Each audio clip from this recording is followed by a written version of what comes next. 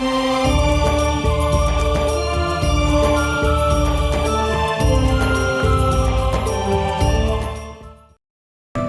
में ऑब्जेक्शन करते हैं तो वो कर्महीन इंसान होते हैं। अपनी आत्मा दूसरी कारण ये बन गया कि ये भोली आत्मा पहले दूध के जले हुए हैं, नकली संतों से नकली नाम जाप कर कर के ये थक चुके हैं।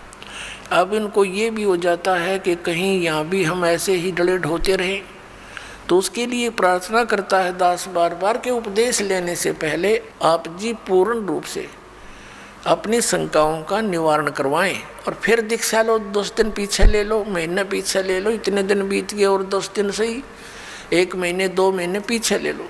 और जब उपदेश लेने के बाद फिर गुरुजी के वचनों में अविश्वास होना, ये आपका दुर्भाग्य होगा। इस दास के एक भी वचन पर आपको किसी भी प्रकार का अविश्वास नहीं होना चाहिए, ये ब्लाइंड फेथ करना पड़ेगा। और आप जी ने ब्लाइंड फेथ किया क्योंकि उन नकलियों के पास किया, उन्होंने आपकी भावना का, आपकी श्रद्धा का, आपके डिवोशन का दुरुपयोग किया। उनको ज्ञान था नहीं। आप जी पूरे मानव समाज ने ये सोचा गुरु जी जो कहते हैं वो सही होता है। अब वहाँ दूध के जड़े हुए, अब यहाँ छाछ को भी फूंक मारने लग गए तुम। तो पहले उसको टेस्ट कर ले, बाद में ऑब्जेक्शन करें। यानी नाम लेने के बाद फिर मन में दोष आता है तो आप नाम रहित हो जाते हो। ये बहुत भयंकर और नाजुक दौर होता है इस भक्ति का। और काल ये चाहता है, उसने इसीलिए तो सारा जुगाड़ जोड़ रखा, नकली नरेश संत बना दिए। इंद्रादास स्वामी, धन धन सतगुरु, जय गुरुदेव, और ये विनोद वाला, और ये जगमाल वाली वाला, ये सतपाल जी महाराज, और ये तेरे बाल योगेश्वर, और यह साराम उड़े निरंकारी, ये देश का देश धका दिया काल ने और खक नहीं इनके पास। और यहाँ दास ने गला पड़ा लिया।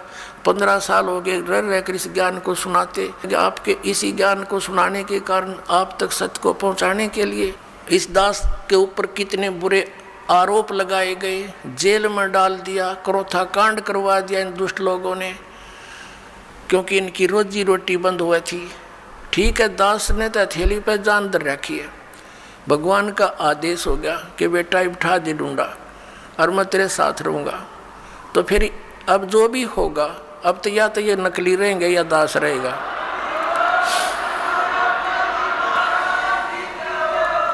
अज्ञान तो पहले था ही था, अब ये ज्ञान रहेगा। एक का रहेगा, दूसरा नहीं रहेगा संसार में। आप देख लेना, कुछ ही दिनों की बात है। बुद्धिमान समाज है, अभी तक तो बैठे बेचारे भोले भाले, आँख मीचे।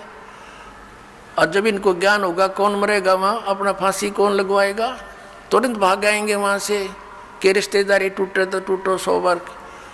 तो कहने का भाव ये है कि जो उद्देश्य लेकर हम आए उसको पूरा करना पड़ेगा। तो प्रसंग जो चल रहा है कि वहाँ तो लाखों लोग, करोड़ों की संख्या में इकट्ठे हो गए चंद दिनों में।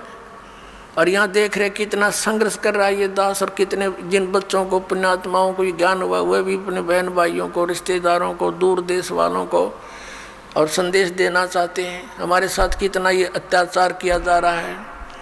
जैसे यहाँ हरियाणा में क्रोथा कांड करा के हमें जेल में ठोक दिया, क्रोथा आश्रम छीन लिया, तहस नहस कर दिया, झूठी अफवाहें फैला दी, गुंडा है, बदमाश है। वहाँ ऐसे होता था ताकि सब जनता उनसे नफरत करे और साथ में जितने उनके शिष्य हैं वो भाग जाएं। ऐसा गंदा व्यक्ति है रामपाल।